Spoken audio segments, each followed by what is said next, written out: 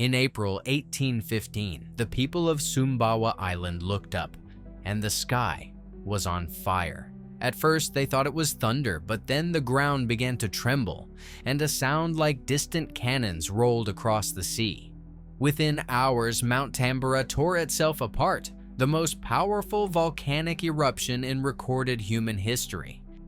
Ash surged higher than any storm cloud, reaching the edge of the stratosphere. Villages disappeared under rivers of burning stone. The daylight turned to darkness, and ships thousands of kilometers away heard the explosion echo across oceans. Yet this was only the beginning. In the months that followed, the world would lose its summer, its sunlight, and nearly 100,000 lives. Crops failed, rivers froze, and families burned furniture to survive. The year was 1815, and a single volcano had just changed human history forever. Deep beneath the island of Sumbawa, a sleeping giant had been stirring for centuries. Mount Tambora rose more than 4,000 meters above the sea, a perfect cone in the tropics, silent and beautiful. But inside, pressure had been building since long before any living person could remember. By 1812, strange tremors began to rattle the villages nearby. Hunters saw columns of smoke drifting from the mountain's peak. Birds vanished, springs turned bitter, and even the animals refused to graze near the slopes.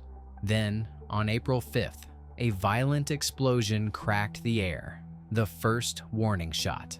For the next 5 days, the earth trembled constantly. Locals prayed, believing the gods were angry, and then on the night of April 10th, Tambora unleashed its full fury, a roar that would travel farther than any sound humans had ever heard. The explosion was so massive that it ripped 12 cubic miles of rock and ash from the heart of the mountain. Entire villages were swallowed in seconds. Firestorms rolled down the slopes, and the sea boiled from the heat. For hundreds of kilometers, the sound shook windows, terrified sailors, and startled animals into chaos. People in Sumatra and Borneo thought they were under attack. The noise was louder than any cannon they had ever heard. Columns of ash rose more than 40 kilometers into the air, piercing the stratosphere. The day turned into night, and lightning danced inside the black clouds. As the eruption raged, the top of Tambora simply disappeared, a whole mountain blown away. When it was over, only a massive crater remained, 3 miles wide and a mile deep, glowing red like a wound on the earth. The ash did not stop at the sea. It climbed into the upper atmosphere, carried by winds that circled the entire planet. Within weeks, sunlight dimmed across Asia. In China, crops withered beneath a strange haze. In India, monsoons failed, and rivers shrank to dust. Then the sky over Europe changed. A deep red sunset lingered for hours, and the temperature began to fall. People watched the sun fade behind a veil of smoke, not knowing it came from a mountain they had never heard of. By the following spring, the world had entered what scientists would later call the year without a summer. Across Europe, the seasons turned upside down. Snow fell in June, lakes froze in July. Farmers stared in disbelief as frost killed the sprouts that had just begun to grow. In New England, a thick, cold fog hung for weeks, and people burned their last firewood in midsummer. The sun rose weak and red, casting no warmth. Hunger spread faster than disease. Horses starved, so people began to eat them, and then ate what the horses once pulled. Bread riots broke out in Britain and France. In Ireland, entire villages fled, while in Switzerland, desperate crowds gathered at the doors of monasteries, begging for food.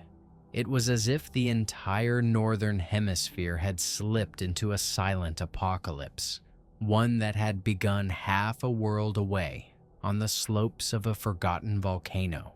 In the middle of all this darkness, art was born from despair. On the shores of Lake Geneva, where the sky stayed gray for months, a group of young writers found themselves trapped indoors by endless rain. Among them was Mary Shelley. As thunder rolled outside and lightning split the black horizon, she imagined a story about a man who tried to create life and unleashed a monster instead.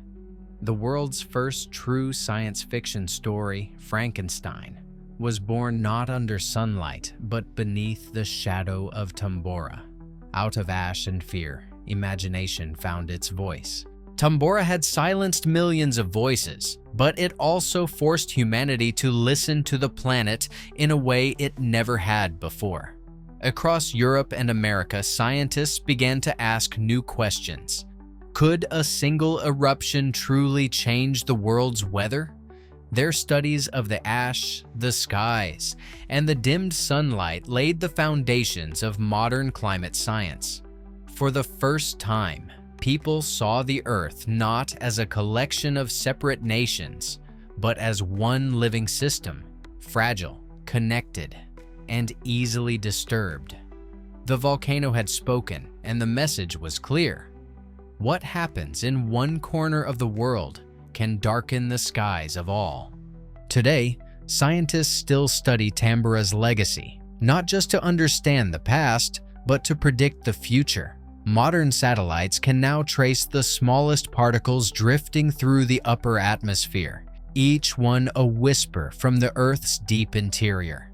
And yet, the warning remains the same. Another eruption of Tambora's scale would darken skies, ground flights, and disrupt harvests across continents. In a world already balanced on the edge of climate change, a single burst of ash could shift everything again. Tambora's shadow still stretches over us, a reminder that nature's power does not fade with time. It only waits. Though 2 centuries have passed, Tambora's warning remains alive in every plume of smoke that rises from the earth.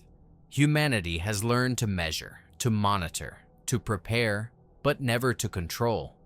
Volcanoes sleep, but they do not forget. The same forces that shaped our past still wait beneath our feet, patient and silent. And one day, when the sky again turns black, we will remember that our world was never truly tamed, only borrowed.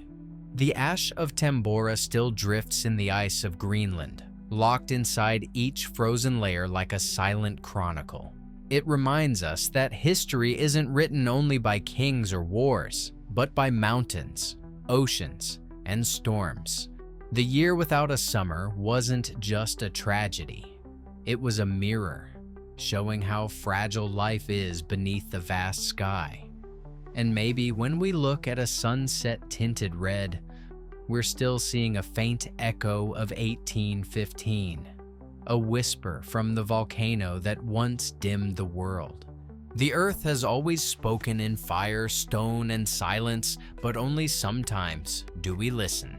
Tambora was not the first to roar, and it will not be the last. Beneath every continent, beneath the calm of our cities, pressure builds again, quiet, invisible, unstoppable.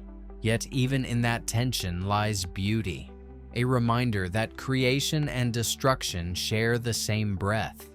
The same planet that can end our world also gave us life.